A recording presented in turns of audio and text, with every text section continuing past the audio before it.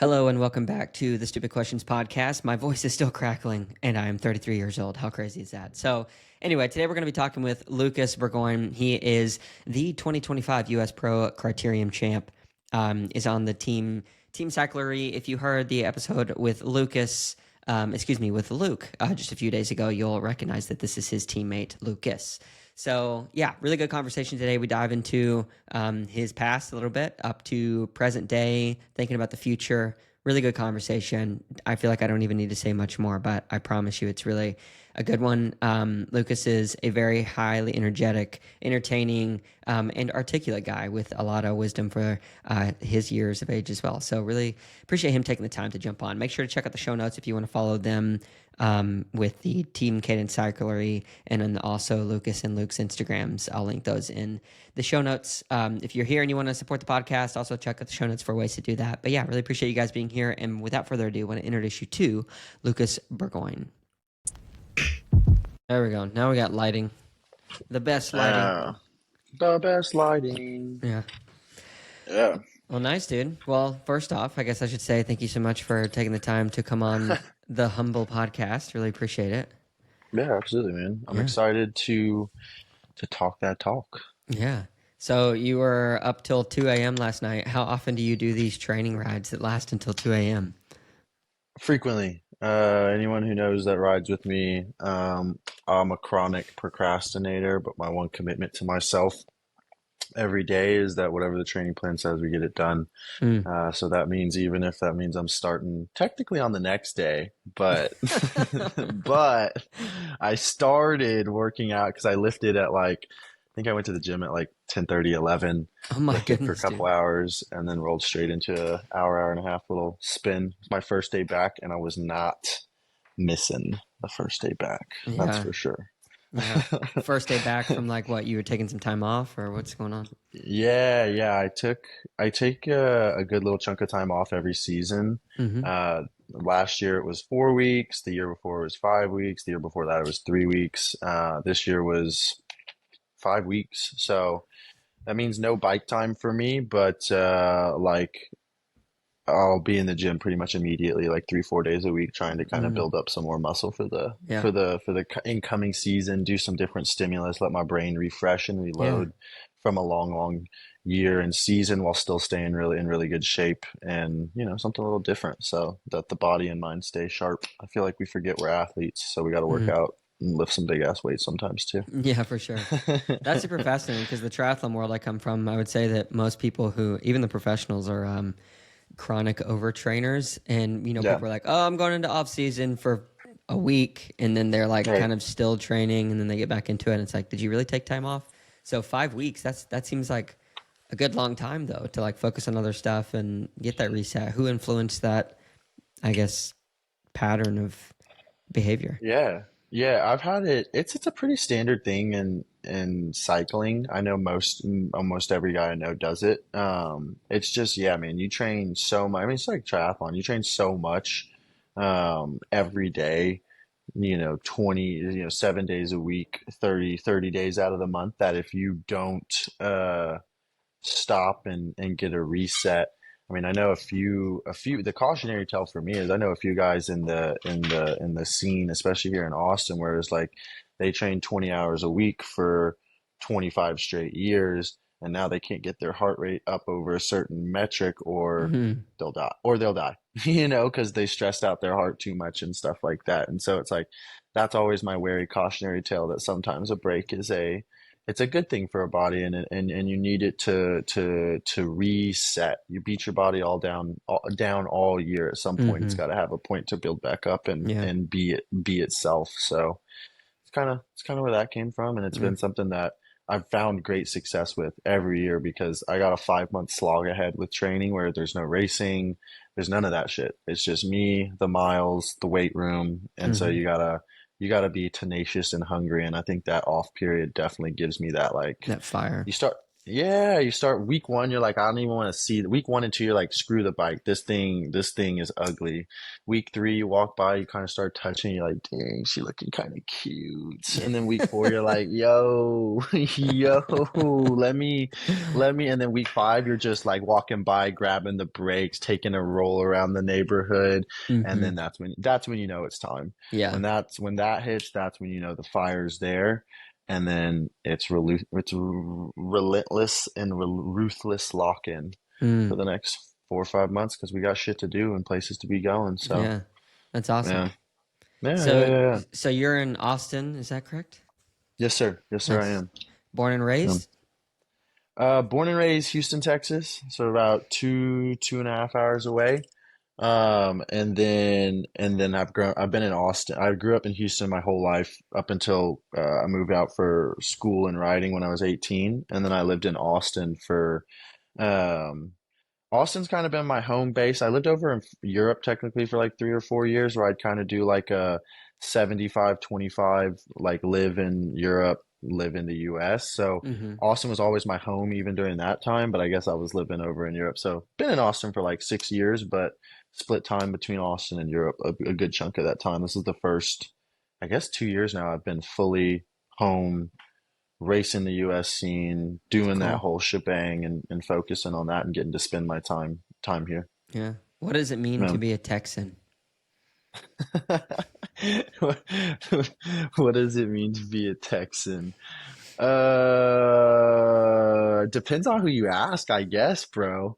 No, I don't know. It's clean boots, knowing how to deal with temperate climate that for 6 months out of the year is probably over 100 degrees. That means you're finding a watering hole every chance you can get to cool off. It doesn't mean, despite popular opinion of all the Euros that have asked me, do you ride your horse to school? That is in fact, that is in fact not true.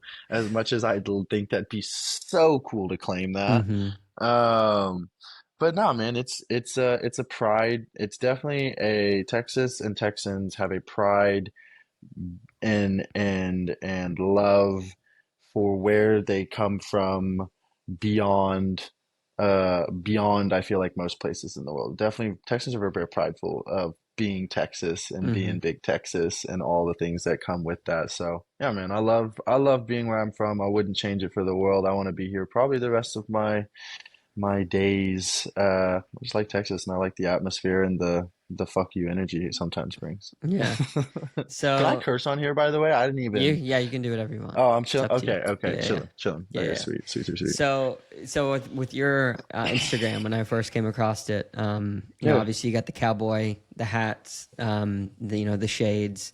You're Mm, obviously a talented cyclist, and you have like this persona that you put out there. But yeah. I'm curious, according to you, who is Lucas? Who is Lucas? I'm Lucas Burgoyne, man. No, I'm kidding. I am hmm, I'm 24. I live in Austin, Texas. I love to race my bicycle. I love to spend time with my buddies and working out and making ourselves better. Um, I think that's who Lucas Burgoyne is. Lucas Burgoyne is the pursuit of something greater. Mm, And if I can bring my boys along the way with me as that happens, damn, that would be a wonderful, wonderful way to get to live life. mm. Where does Yeah. your source of motivation come from to do that? Like you say, your boys. Obviously, there's a value sit there. Like you care about other guys and the camaraderie. But Yeah. where was that fostered? Is that like a nature thing or a nurture thing for you? That is definitely a parental thing. Like I'm very aware. Um, I'm definitely a perfect blend of my parents, and like if you ever do get the pleasure or the chance to meet them, I love them very much. You would understand me, I think, to a T pretty immediately. Mm, I think I get a lot of the so like what I can do on a microphone in front of people at the end of a race. I get a lot of that from my mom. My mom's very tenacious and bold, and like, I mean, what she works at this place called The Landing, which is it's one of the biggest sex trafficking nonprofits in Houston. Mm, So she's the CEO there now, as of like a couple months ago and whatnot. So Burgoynes are doing the damn thing. But you see that in my mom, and then I think you see the absolute just obsessive drive comes mm, from my dad. My dad is a numbers guy, comes from a smart college, and then like a big accounting background and whatnot. And so he's very much of that doon to doon to doon to doon to doon. And I always picked up from him young that you start something, you see it all the way through, and if you're going to mm, see it all the way through, you better do it damn well, because there's no point in doing it otherwise. And so I think when you get the perfect little of those two, a little bit of maybe EQ from my mom, and the willingness to run through a brick wall if that's what it takes because of my dad. That's how you get Lucas Burgoyne. And yeah, man, I'm very grateful to my parents. I got a very good system behind me, mm. and it starts with them, and it goes upwards, man. I got a lot of good people around me, a lot of good people that take care of me and want to see me succeed, and I can't name them all here, but it all adds together, and it makes me me, Yeah, good answer. man. I think that's a really good Yeah, thank synopsis of you. who is Lucas. Um, no, that was really great. Both of Thank them. you. So, Yeah. do you have any siblings? No, bro. I'm an only child, man. I got the life.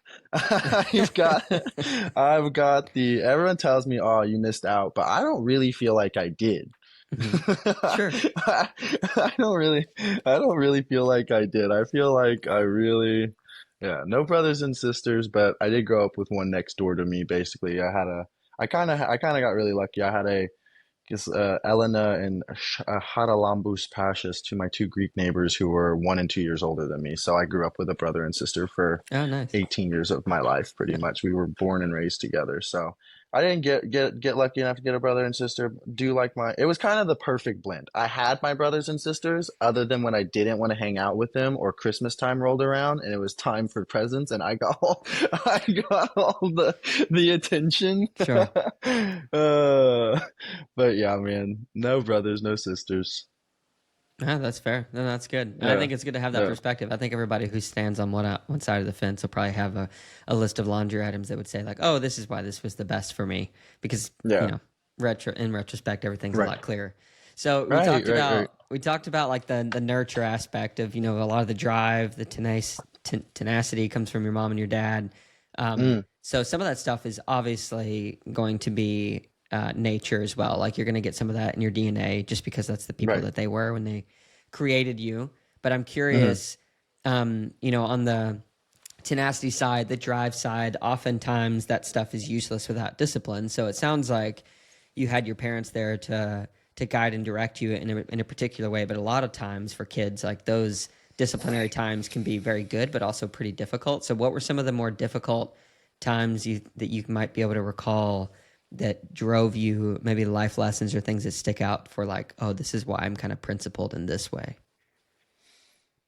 I'm very strong-willed. I'm extremely, extremely, extremely strong-willed. And I think when you're young, especially when you have to defer and listen a lot, that can that can bring about some problems and Mm, whatnot. And I think that was a huge part of growing up and becoming me, was realizing I have all of these assets at my disposal. I have all of these, upward trajectory things in my life, especially being in cycling, where it's an affluent sport, man. You get a lot of access to a lot of, I mean, the for the longest time I would go up riding in Houston with um, you know, one of the biggest oil and gas execs from Exxon, a dude who's the CFO at Whataburger. You're just running in that kind of crowd, and so to you have to listen. You have to learn to communicate very rapidly, especially as an only child. I think that's where some of my communication skills came from and whatnot. Only child in a and all your, your parents are hanging around grown-ups, so you better learn how to communicate with them, or you're gonna just be a fly on the wall for a good chunk of your life, which, if you know me, I don't live life that way. So Mm-hmm. I'm a little loud, I'm a little bit all of that, but I lost your original question. Sorry, where was the original question and all of that? Yeah, I was just asking, like with the nurture side of things, what were some of the life lessons that you learned from your family that were kind of difficult? And I'll give you just a quick example. Like for me, one of the earliest memories I have of, hating discipline in the beginning was just taking the trash out every day or having to go mow the lawn when it's really hot outside. Yeah. Those are just simple examples, but things like that kind of stick out is like, oh, I learned this lesson and that principle from this time. Right, right, right, right, right, right, right. Absolutely, man. Absolutely. Yeah. Um, yeah. Yeah. Was that a question to me? Was that for me to go to, or that was That was the original question, but you did a good that job was of going through, so I can move on to the next one. fair Yeah, enough, yeah, yeah, fair yeah. enough. So with your dad, Yeah. he's obviously very driven, like that kind of stuff. I'm curious to know, do you feel that he's proud of you? Yeah. Yeah, man. Absolutely. Um, this was always the goal. This was always the goal. This was always the dream. I think for myself, he instilled the desire to, I don't think really either of us at the end of the day gave a shit where I made it to the top of, whether it was business, whether it had stayed in sports. For me, I knew I wanted to be a professional athlete. I think my dad always wanted that a little bit too. Mm, So for us, it didn't. I came from track and field. I did cross country, triathlons. I'm way better at those than I'll ever be at cycling and whatnot. That's just the path I decided to pick and go down.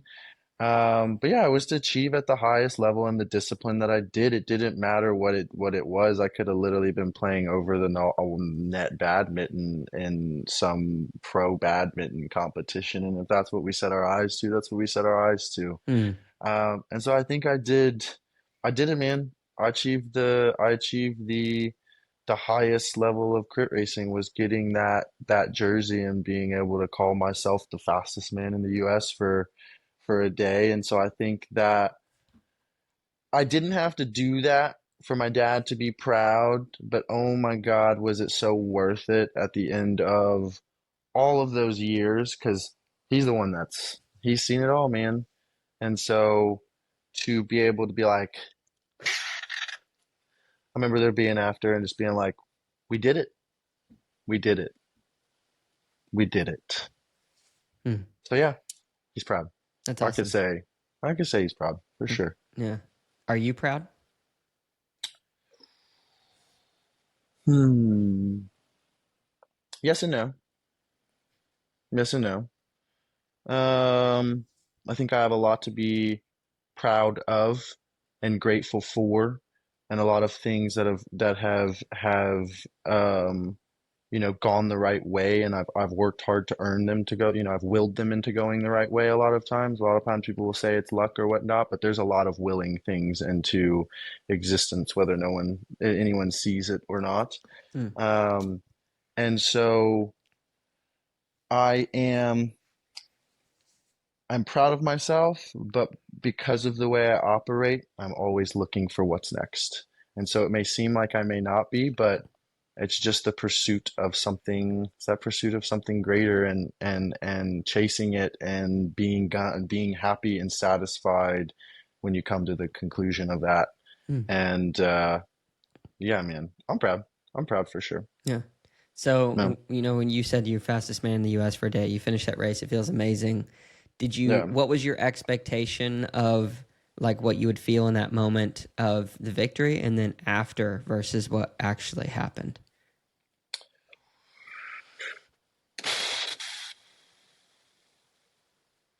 I You, couldn't picture it because I'd never done it.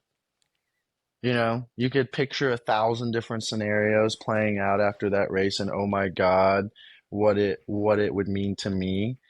I didn't have a perfect picture. I just knew when the moment came, I wanted to soak it all in because it comes for 30 seconds, and it's gone. That was 10 years of work for one lap, to ride around for one lap and feel that. And so couldn't have told you what that feeling was. Now sitting after the end of that, that's what I will chase for the rest of my career. It's Hmm. that feeling right there that I felt after pro nats. That's the addiction now. And it was absolutely incredible.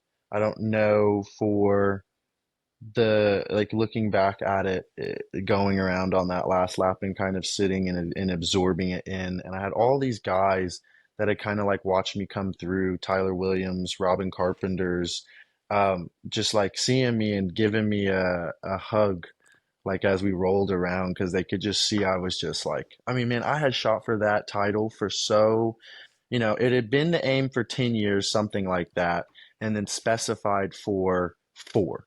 And I had dropped my chain 3 of the last times I had participated in it.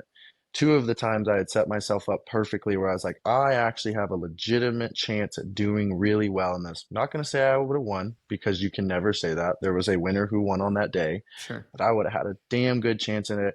And for 1,000 days, I just had to sit and watch my chances evaporate, not because of things that I was doing, but because my bike would literally just malfunction in the race. Hmm. I wouldn't have a bike problem all year. Nationals malfunction.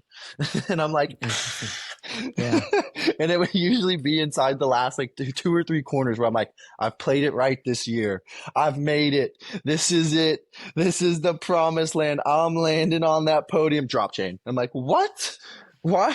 Why am I in corner 1 watching 50 guys go by me right now? This is crazy. That is crazy. uh, So yeah, man. on the day that you won, then like was your mindset similar? Like I'm here on the promised land, my chain's on, or were you more focused on not taking the win You mentally before it was actually there? I went into nationals and it was funny because like my parents were there. They knew this was the big one. We knew this year coming into nationals I was flying. I had already won like 5 or 6 races by that point. I was like outright favorite. So there's a lot of pressure. There is a Mm, lot of pressure to go in there and perform.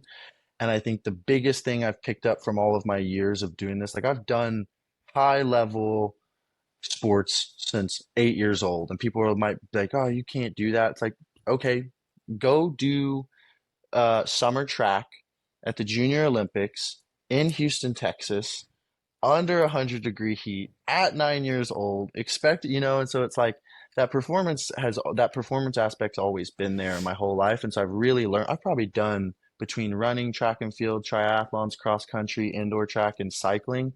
I've probably done and the since I was 8, probably 2 or 3 thousand competitions now.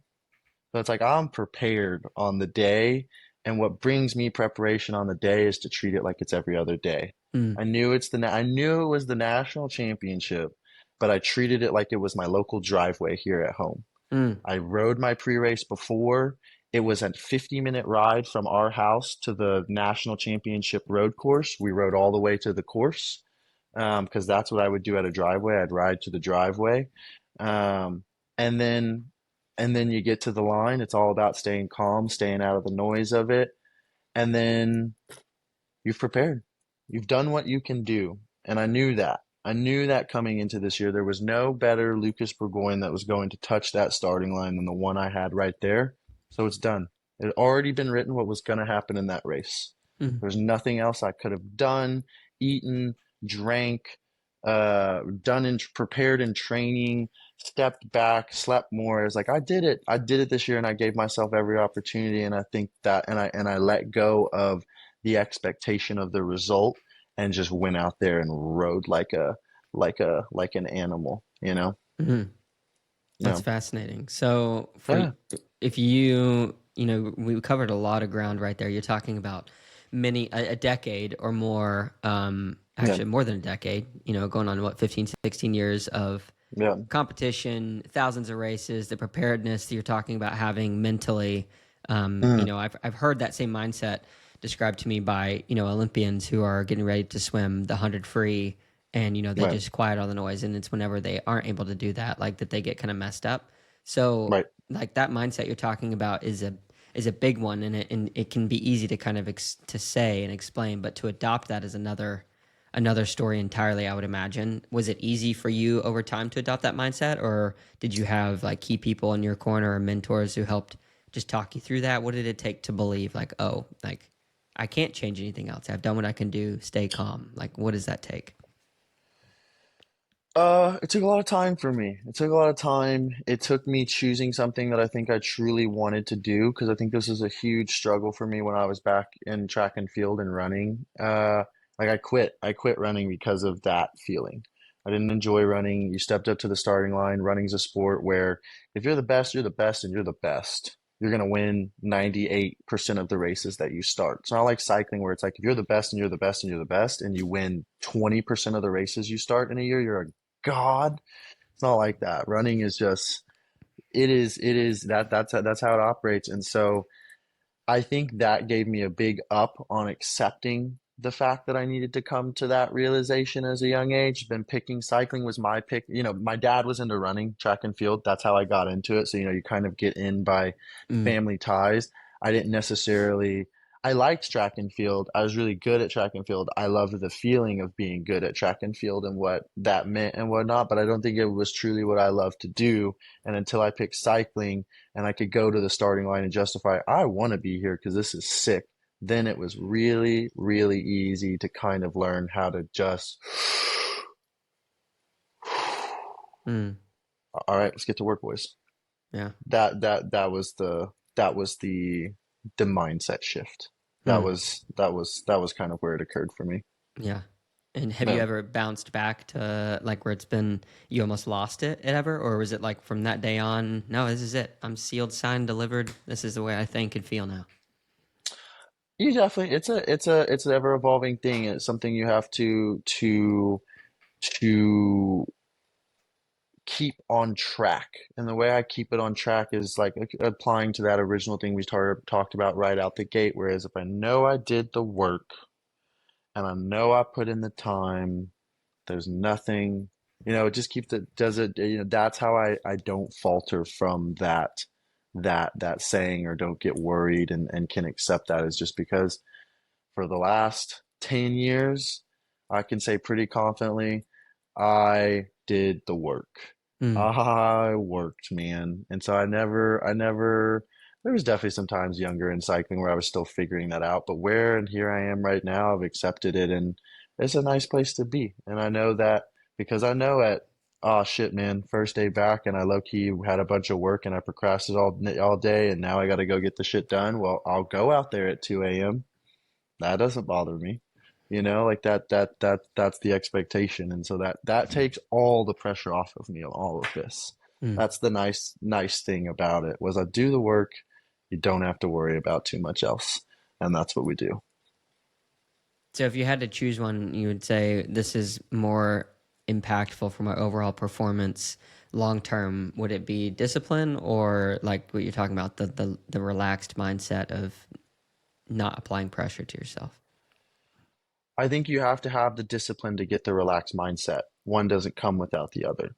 Mm, I don't, good answer. I only have the relaxed mindset because I'm disciplined enough to go out there and work, though it may not be the perfect conditions and though it may not be the perfect environment. I just listened to Luke's thing yesterday and he said one of my things, which I think is a key to recognize is I don't like, I'm not perfect. I mess up. I don't have the perfect training schedule. I don't have the perfect this. I don't have, you know, it's not, this isn't world tour where it's da, da, da, da, da Here's your every food. Here's your day. shake. Here's your time. Yeah. Yeah.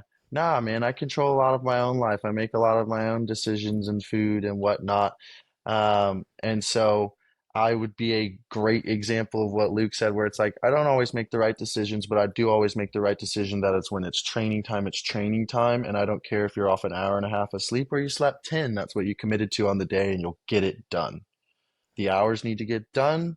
That's the expectation for the mental because the mental knows that it never has an out. The mind will know that we get it done, and that sets the tone for if we do it there, that sets the tone for when you go up and you're doing intervals. Damn, this interval hurts. Damn, this interval sucks. Damn, I can't do this power. Get it done. goes on up to the race. Damn, I'm shitting this race. Damn, my legs hurt. Damn, this sucks. Damn, I'm barely hanging on. You have a job to do, get it done. And it just keeps on, you can just keep on pushing that to every level and aspect of life, I think. Mm. No. So I want to shift gears a little bit to what you said Yeah. something earlier. You said you're chasing that victory lap, that feeling. Yeah. Do you think that would ever get old? Nah.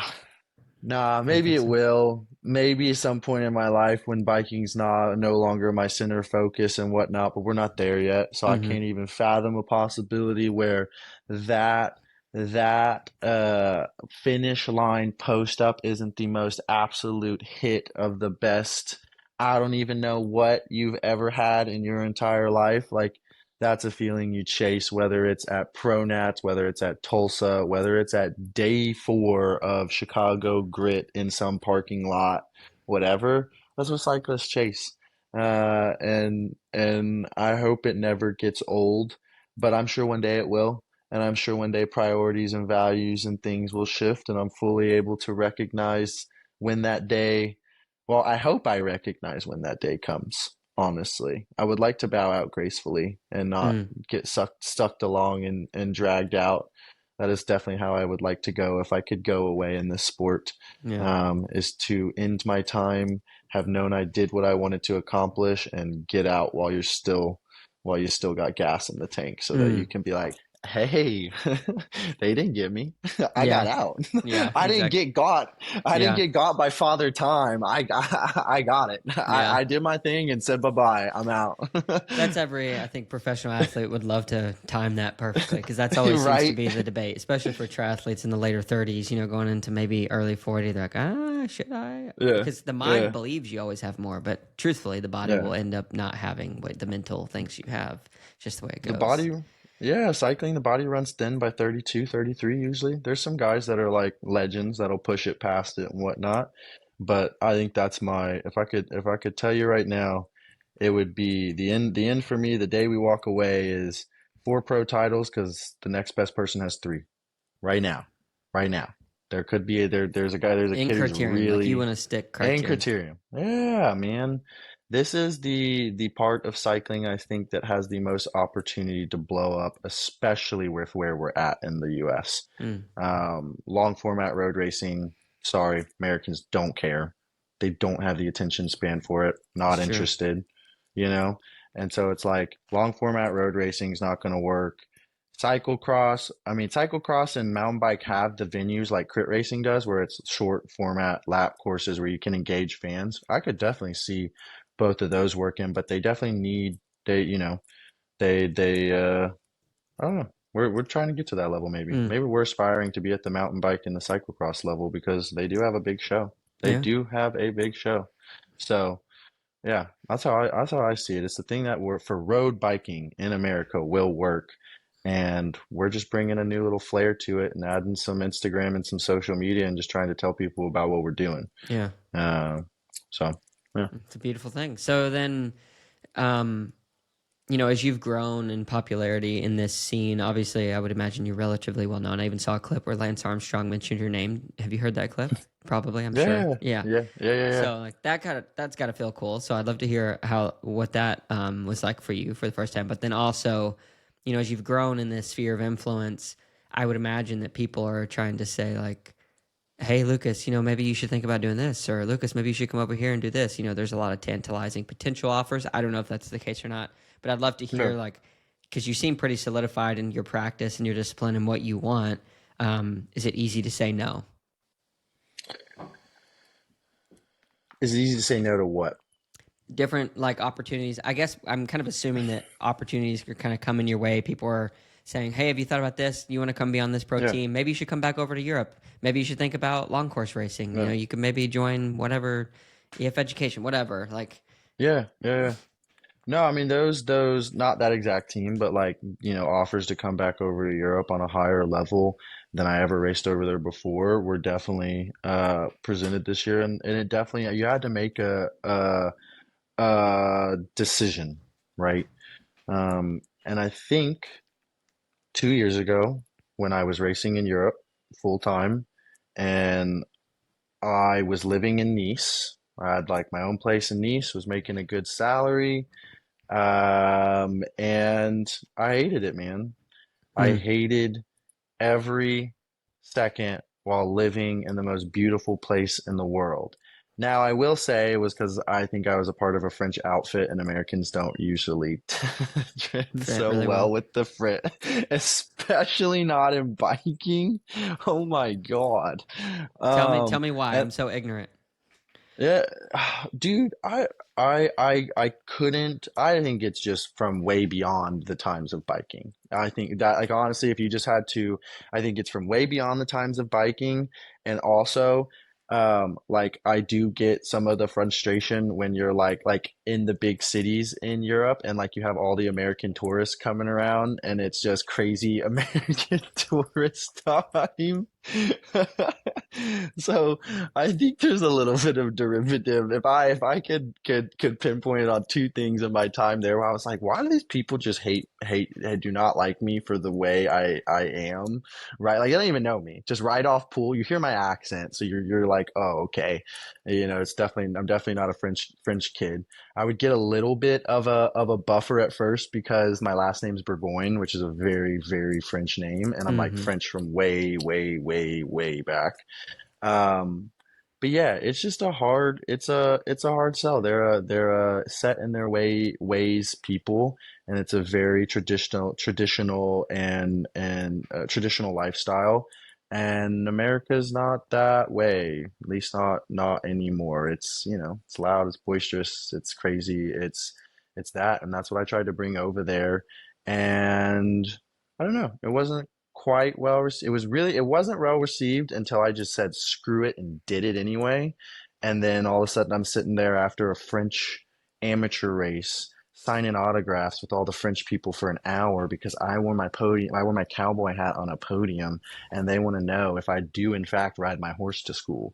And they're like, "Oh my God, it's a real cowboy. He probably has guns." Like, oh my God, he knows what a gun is. It's like it's just all these like stereotypes flood into one. Mm. That's But wild. yeah, I don't know, man. I don't know if there's ever a thing you could pinpoint it at. It just might be cultural, and Yeah. culture is No, I culture, think and some that's people fair. like each other and they don't. Yeah. Yeah. But you hated it because of mostly that, or just like the regiment around the culture of even cycling, like you just didn't jive with the training, the races. Nah, the regiment, the racing, totally fine. Like I said, it's the mentality's the mentality from before. I took that same mentality to Europe. I think I definitely put a little bit more pressure on myself in Europe because I was there for one purpose. But I think that's ultimately what drove me away from Europe was I was there for one purpose. And that year, the team I was riding with had promised me a bunch of things, and then it didn't quite turn out the way that they had said it was going to go, which is fine. I know things change and whatnot, but that drove me out of Europe, man. I was a sprinter doing climbing races because they didn't have enough race days and they just wanted to stick me somewhere so they could say they checked their box Mm. instead of doing what they had told me they were going to do. And so at some point I was an American living in the most beautiful place in the world with my sole purpose being over there to race a bicycle. I don't even really get to do that.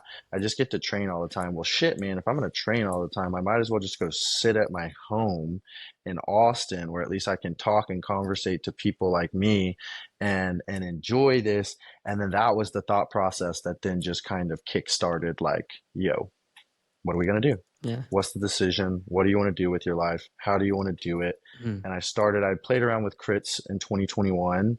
And I saw there's a lot of untapped opportunity. Crit racing is very much in a state right now where and not just crit racing, honestly, US cycling as a whole, whether you pick any section or discipline, it's in a state of if a tree fell in the forest and no one saw it, did the tree really ever fall?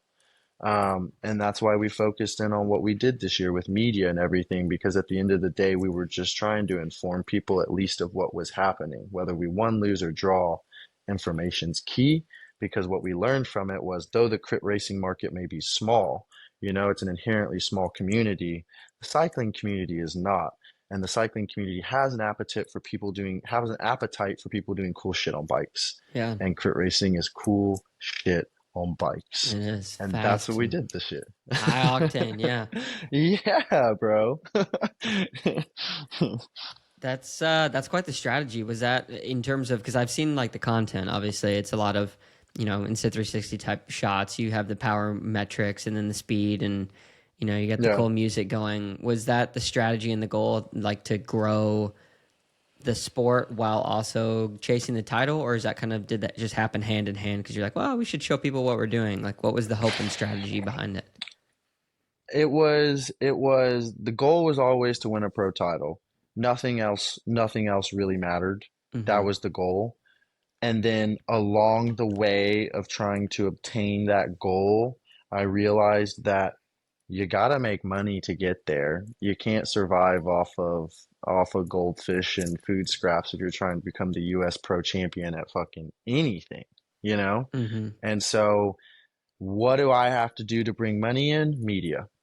Cool. Okay, let's do it. Let's run it.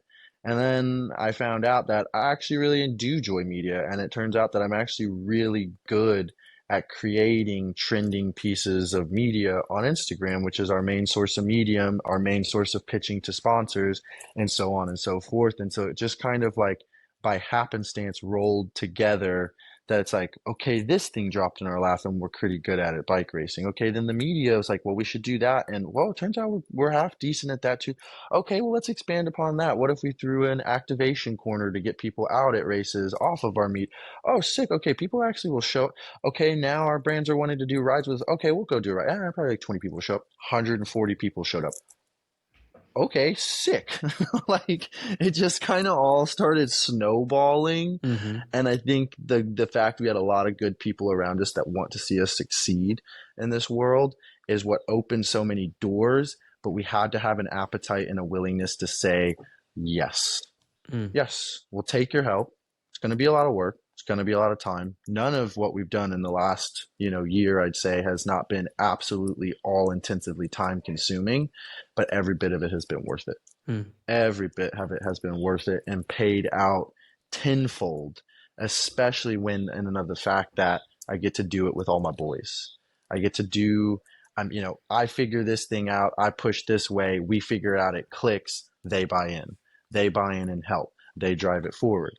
All of a sudden, you have Luke picking up Insta 360s and Richard picking up Insta 360s. And these guys with, small following account Instagrams are now making viewership videos with 250,000 views and 500,000 views and 100,000 views every week like it's water. And I'm like, okay, okay, well, okay, boys, like this is kind of sick, and now everyone's paying attention. Let's Hmm. keep doing that, and then I think that's just what brought the barrage on. That was the back half of the season. Yeah. It's like the first half we were building confidence, testing, guys were coming into shape that weren't fully in shape yet, and then we hit pro nats. And that was like we hit U23 and pro. Luke wins U23. That's like, oh shit. Okay, we got motion. I win pro. It's like, oh, okay. And then boom, just full tilt from there. It's like, I mean, I think you look at the back half of our season, we probably had like a 70% win rate. And I think it's just that confidence just electrified Mm. in that moment. And then the perfect storm of that's when it literally happened after summer. At Somerville, it happened because we're figuring out through the start of the year, Sunny King Speed Week, all this stuff. We're getting the wins. We're doing a little bit of posting, but there's not much media on it. So we're like, it's kind of a little bit, it's known in our small space, but that's it. And then we start, okay, let's try these Insta 360 things. My buddy was telling me this is really cool. We should, okay, cool. We make a video. Oh man, these things that people like these things. Okay, that's at like Axe Urban, mid-May time. Okay, let's hit pro, do this. Boom, we hit pro. I don't race any of that setup because I'm like fully locked in, like as fast as I can go. No other things outside of that. Hmm. And then I hit, then we hit pro, boom, bang, just like that ripped the lid off of everything. Oh my God, everyone's paying attention now. And then we just nailed the Insta 360 content at the same time. All of a sudden I launch like a Somerville video and it goes, 300,000 views in a matter of no time. And I'm like, okay. Yeah. Take it as Okay. it comes. And take it as it comes. We got to lean into this, boys. And that's the day I think Luke and Richard ordered an Insta 360. And then we just started turning and burning because from that point on, that's when you have like a barrage, everything we did from when was Somerville? Somerville was Memorial Day weekend, which was like May 26th, I believe was the date. That is the date I can pinpoint was like, It's the turning point. poof, Yeah. that was the turning point. That Mm. was a few days after Pronats where all the media clicked, the racing clicked, the boys had already clicked, and it was Mm-hmm. like, okay, let's rip the band-aid off. Let's go, boys. Yeah. Because we're going to the moon and let's see how far we can get. We're shooting for the moon. Let's see how far we can get along the way there. And if we land somewhere out there, damn, boys, that's a pretty good place to be. Yeah. Well, I mean, it's really interesting you bring that up because a lot of, what you're saying, some people I think would be like, all I need to do is have an Insta 360 and, maybe go do this. And like, sure, I guess maybe you could get there. But Yeah. you're talking about a lot of the pre-work, you said the boys were already locked in. So I would be curious to hear and know about just kind of the preparatory work or the responsibility and pressure that you were able to, that maybe you felt in like as a team leader. Because I don't know if you're technically like a team captain or what your specific role is, but in terms of your leadership, like to get people to a place to inspire them, like, hey, this is where we can Yeah. go, and then they slowly get buying over time. Like you had the wood soaked with gasoline before you threw the match in. So like, tell me about Yeah. that. The wood was soaked with gasoline because of everything we talked about before this. Because my boys see that if I ask them to do something, I will also do it myself. If I say this is the expectation, like we said earlier, it gets done. And so it's really easy. I think in life, a lot of times we're all looking for just something to believe in. Mm, And if we have a plan and directive and it's not a half a bad idea, and from what I've learned in this is just one guy saying, hey, bro, we can do it. And then the rest of the guys being like, okay, what are the steps? And then I don't have the perfect steps, but I can at least be like, we need to go here next, I think. And then they're like, hell yeah, I'm in. And then we get there and it's like, okay, that worked. Okay, that didn't work. Okay, why didn't it work? Okay, why did it work? Okay, mm, how do we get to the next step? It's just I don't know if I'm a leader, but I'm good at giving directive and just like, hey boys, I'll be level with you. I don't know if it's gonna work. I think it really could. I think it could be really beautiful if we nail and do this right. But to get to where we want to go, we got 28 steps in between, and it might take 37 because I make 10 mistakes along the way. But if we're all together and we all buy in and we all lock in and we all believe each other and we all pick each other up when the other one's down, that's how this year happens. And that's why this year happened. Because every one of those guys I raced with, it wasn't just a racer on the course. It was a guy, it was a friend, it was a brother that I knew no matter what, because I showed I had their backs 100 times over. They showed they had my back in the race 100 times over. And then it got to the point where I didn't even have to win the race anymore. All of a sudden, now we're even more confusing because Luke's winning some races and Richard's winning some races. And we'll be in a full ass lead out where we've won 7 days straight in a row, dropping me off at 200 meters to go. And I'll go, damn, Richard's looking really, really nice today. Luke, man, you're looking gone. Then they win the race.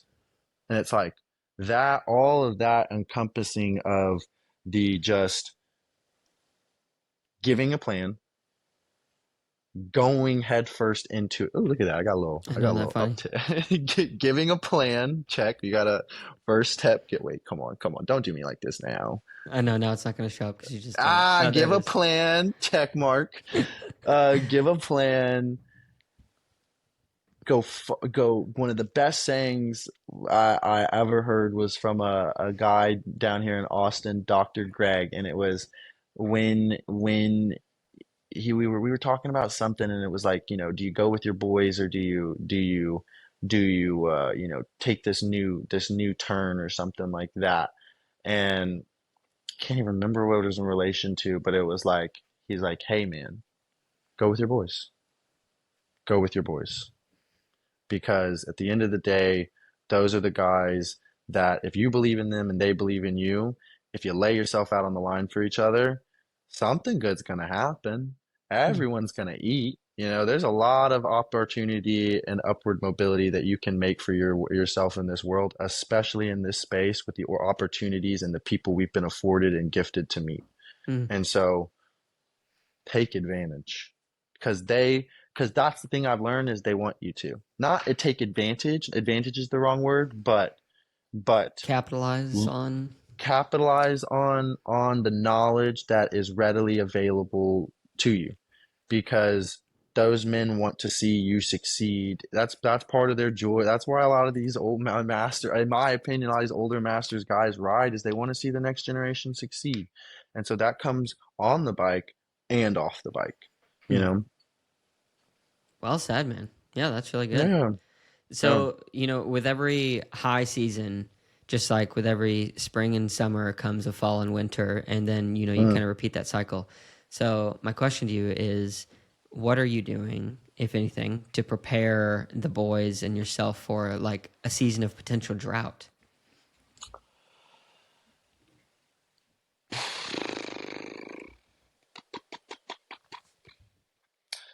I as crazy as it may seem, my my metaphorical racing life, the life the world sees the last 6 months, poof. Mm-hmm. The personal, Mm. poof. I've been living in drought for the last 6 months. I just know how to race a bicycle. That's been my Yeah. I know that's been my piece. That this hard time personally, maybe it'll get harder for me in the future. I don't think it will personally. That would be pretty crazy if it does. Um, but I've lived through it this year. I've lived through the drought, and I've somehow managed to come out the other side looking like I never really did. Um, but I don't know if that's necessarily true. And I think Mm. that this season has prepared me a lot for and how I will handle and manage when those days do come. Eventually I didn't crash at all this year. I got very fortunate. I crashed one time and landed on my feet. You know, that was my year. Some years I'll break a collarbone. It will happen. Some years Luke will break a collarbone. Some years Richard might, or whoever else may be in this program and fold. And you handle the drought seasons the rest of the way we handle. Mm. It's gonna be the name of this podcast. It's gonna be, you handle the drought season the way we handle the rest of it, which is all right. We got to make a plan and we got to commit to it. Mm. You know, and guess what? If we're all hurting, at least we're all there to pick each other back up. Yeah. You know, Well, thanks for that's how sharing. we prepare for it. Yeah, yeah, yeah. No, I think that's awesome. And thanks for sharing that. I do want to Yeah. pry a little bit. Like, what, for you personally, like, what is something that you're going through that most people don't see? Because like you said, like, it's on the outside. Everyone looks like, oh, the boys, Kane Sacklery, Lucas and Luke, everybody, Yeah. Richard, they're all just like blowing up, going to the moon. Wow, it must be nice. So, what is it? Yeah. What's actually going on? Um, I think with growing attention, it can put a lot of strain on your personal life, a huge strain on your personal life. And I think that's something that was one of the things I wasn't prepared for walking into this. And I preface all of this by saying, like, at the end of the day, it is the cycling sphere. This is not NBA, NFL, that kind of attention, right? I want no one to be under the guise that I'm trying to act like that. But there is, like I'm walking good in my sport. I'm doing good things, good people. It attracts, it can yeah, it's been a lot, and yeah, it's put a strain on things back home, but I think I'm coming out the other side of it, which is very, very nice. I think I've gotten to find the season's over, the sponsorship obligations are slowing, the travel is coming to, season ended September 7th, but I've pretty much been traveling every weekend up until now. And I still might even leave this weekend for another crit in San Diego. And I haven't ridden my bike in 5 weeks, but like, um, yeah, man, I'm taking it day by day, and I think the biggest takeaway I could give anyone, and what I realize is you're not the only one out there dealing with it. That was what I focus on was, God, what a beautiful life I get to live. And even though, damn, this shit's hard in this background, like, what else you gonna do, bro? We gotta deal it head on, Mm. and so, yeah, yeah. I don't know. I don't know what the future brings. I don't know what that holds, but I know I'll take it head on when it does come, and somehow I'll make it turn out to be a year a year like that. That is the best way that this year could have turned out with all the stuff going on. And so if I could have repeat that or half of that, man, like Mm. shit, I'll take it. I'll take it, man. Yeah. Is it with what the stuff you're talking about, like, going down, is that at all tied to when I asked you earlier, the first time and you came around, but I asked you, like, are you proud of yourself? And you're like, yes and no. Like, is that tied to what we're talking about now? Um, no, it's not tied to what I'm talking to. 'Cause I think that was a very biking specific Yeah. question. And I'm Mm-hmm. very proud of what I've done on the bike. I've worked very hard to do that. Um, this is just life, man. This is just the messy bits of life that you navigate along the way, and they teach you how to be a better and stronger person and man for what comes down to what comes down the road. Hmm. And that's what I keep my eyes focused on, in the midst of all of it, what comes down the road. What are we looking towards? What's the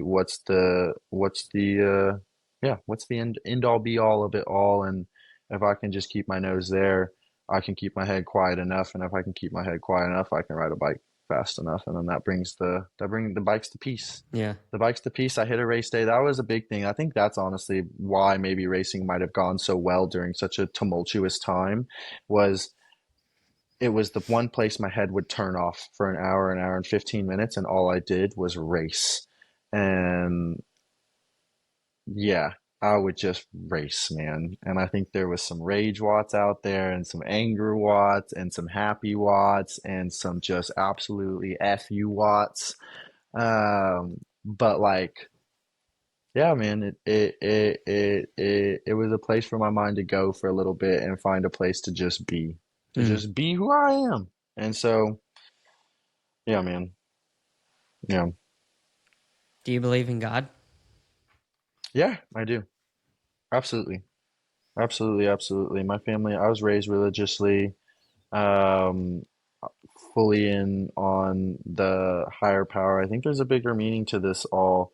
I think that and no one has to agree with me on it, but I think it's a very pointless existence to live if there is nothing greater past this. Hmm. I think that you can absolutely I think it helps you, if anything.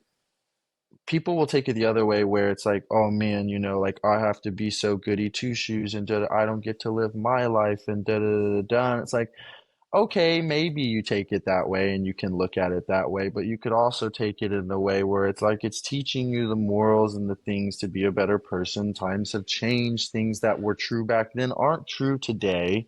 And so there is things that are open for interpretation and whatnot, but being the best and truest version of yourself, which is what I think that tries to teach you when you look into the word of it all and whatnot. I think that's worth something, and that's meaningful, and it gives a lot of people peace. It gives a lot of people peace in this world, and I am no one to take that peace away from people or say that your way or belief or anything like that is not valid or right, and no one has the right to do that to me. Hmm.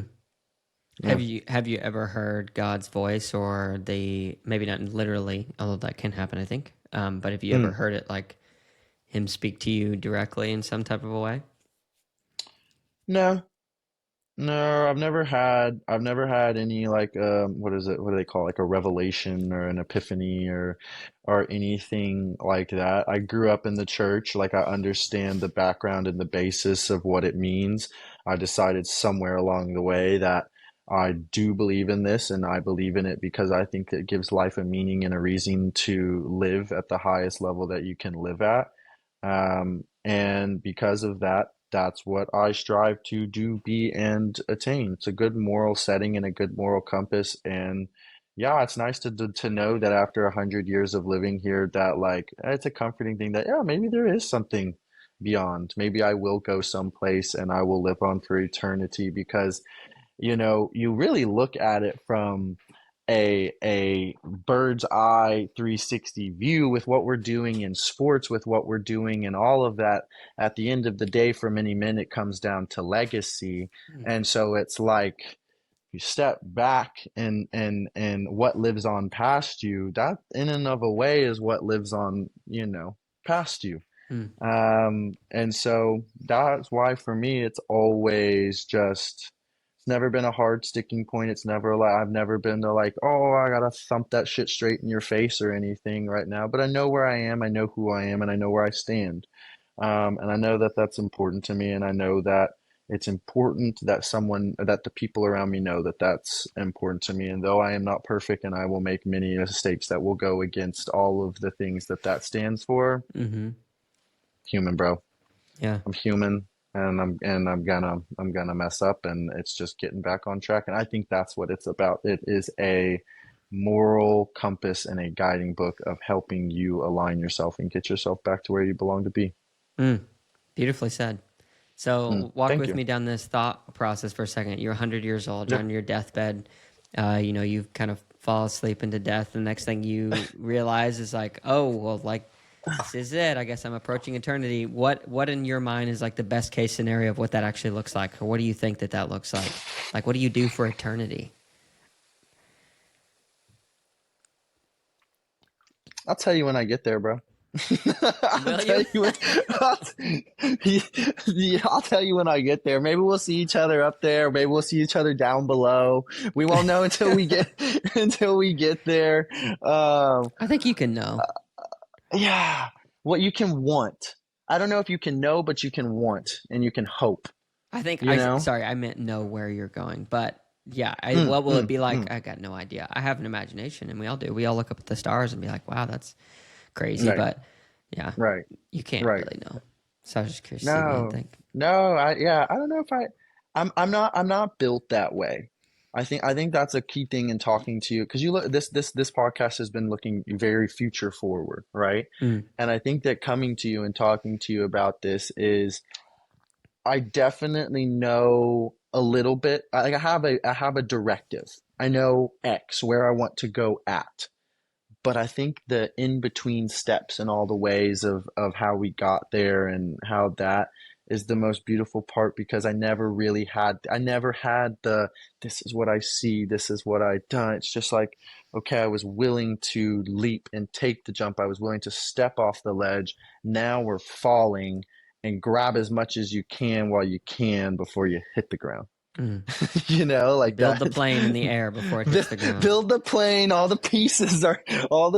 That's really what's happening with this, the season before this year's launch year, going to what is coming next, how big it's going to be next year. Like we had the year. It's got to be bigger next year now. How are we going to Do it.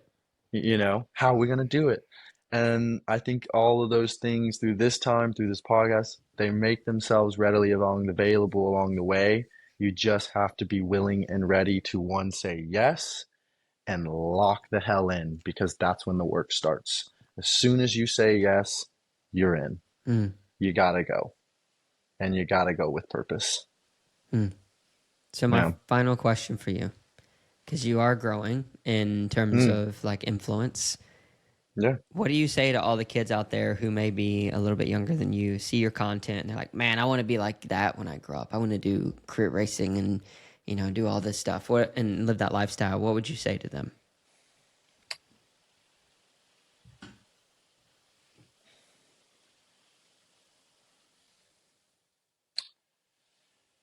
if you believe it and you can see it and you're willing to work all the way, not just enough, not just to get there.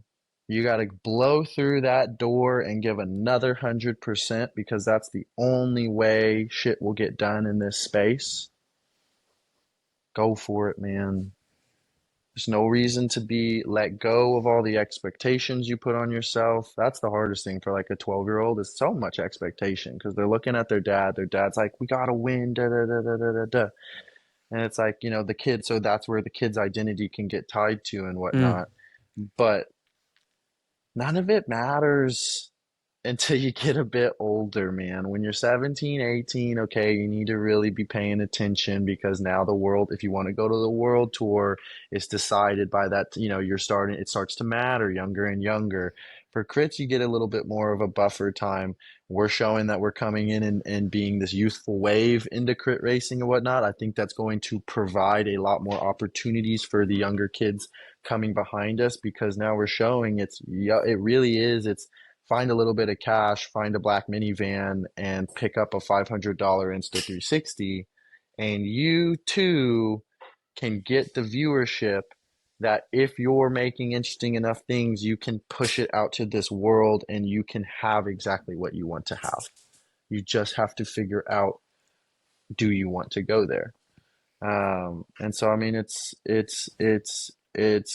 think for these kids, it's the best advice I could give is though you are young, though you have the opportunity to try so many things, if you know you love something and you know you want to try something, it doesn't matter if everyone's telling you, oh, you're young, you got to try 77 different things to know what you want. Go full in. The best way I figured out whether I like something or not is I went full tilt.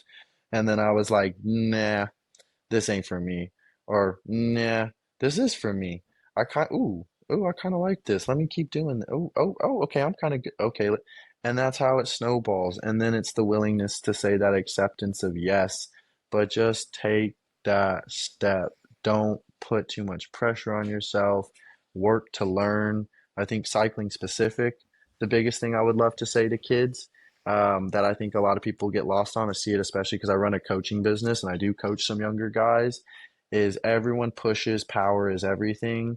Power is a lot. It is not everything. Skill is everything, and especially in what I do. Mm. Skill is everything. Spend time developing your craft, spend time developing your cornering techniques, your bike throws, your sprinting form, your climbing form, all these things that will then make it easier down the road to use and apply this big engine that you will have if you work hard enough. Cycling is a sport where a lot of times, if a guy is willing to beat his head off the wall hard enough and has a little bit of talent and is probably willing to go over there and is willing to eat shit for a little bit, because there is a time where you just got to sit there and take it, you'll get to where you want to go. You'll get to where you want to go. And it makes all of it worth it. It Mm. makes every bit of it worth it. Inspiring words, man. Well, Lucas Burgoyne, thank you so much for answering my questions, for taking a trip down memory lane and focusing on the future for a bit. There you go. Now we got confetti to end it. Look, That's great. I learned we can also get fireworks, but boosh. Oh, let's I'm go. the I'm the Zoom meeting man right now because I've learned low key by doing just the mannerisms I'll do at crit races and shit. I figured out like 5 different like cool pew pew in Yeah, yeah. the That's background. so funny. Good deal, man. Uh, Well, dude, I really yes, appreciated sir. your time. Yeah, it was really fun to get to connect with you and wish you all the best as you figure out, yeah, going into next year. I hope that you are able to kind of figure out how to get back up a little bit on a personal level. Uh, But yeah, yeah. like as you know, and I think we all know, with any type of a sport that requires stamina and endurance, it's those tough times we go through that make us stronger if we can find Yeah. the recovery. So, yeah. Yeah, dude, it was really cool. Thank you for having me on here. I would say this is probably the most unique podcast I've ever done because you ask a lot of very interesting questions and questions 100%. that they don't normally, you get in behind. You lifted the hood. Thanks, brother. everyone knows my results, you know? Like that's the one thing you can find. And we can Yeah. talk about the races if you want to talk about the races. Mm-hmm. There's also, you know, a bunch of that out there, but like Sure. this was really cool. Thanks, This man. was really cool. Thank you. So keep doing your thing, brother, and it was an absolute pleasure to get to be on here and spend some time with you, dog. Sick. Thank you. Thank you so much to Lucas for jumping on. Really good conversation with him. Yeah, I think I want to start doing more of the professional cycling scene just because it's super interesting to me. And whatever I find curious, I feel like makes for the best potential interview because I get to ask questions that I'm like really excited to ask. You know, it's interesting as I've done this podcast over time. I have a few questions that I kind of list out beside me that help get conversation flowing. But the favorite kind of questions that I get most excited for are the ones that are usually off scripted that are prompted based on the conversation that I had with that person. And this was no exception. Really good conversations there around, you know, his dad being proud of him, the fact that he's growing in this space and getting to be known by more people. What kind of responsibility does he feel to his team? And then to also the people who are witnessing and viewing his stuff. Yeah, just really cool stuff. Obviously, Lucas has got a very intense drive and tenacity. And that was really cool to see. I saw myself in him in a number of different ways, not in his ability to push watts, but more in just like the way that he deals with things and is driven. Yeah, I'm a little bit older, so I'm like looking back and trying to think, what was I like at 24? Anyway, yeah, really good conversation. So I really appreciate you guys for jumping on and listening. Really super thankful for Lucas and Luke for both jumping on in the past week or so and just allowing me to talk to them about their story. If you guys like these episodes, please let me know. Drop a comment, like, subscribe, all those things on the different platforms. Yeah, just really appreciate you guys being here and supporting this. Check out the newsletter too if you want to get a pretty sweet rundown every week on Friday of the past 2 conversations I had and 3 takeaways from each episode that are super impactful to me. So thank you for being here again. As I said, the 4th time. Appreciate you guys, and we'll catch you in the next one. Peace.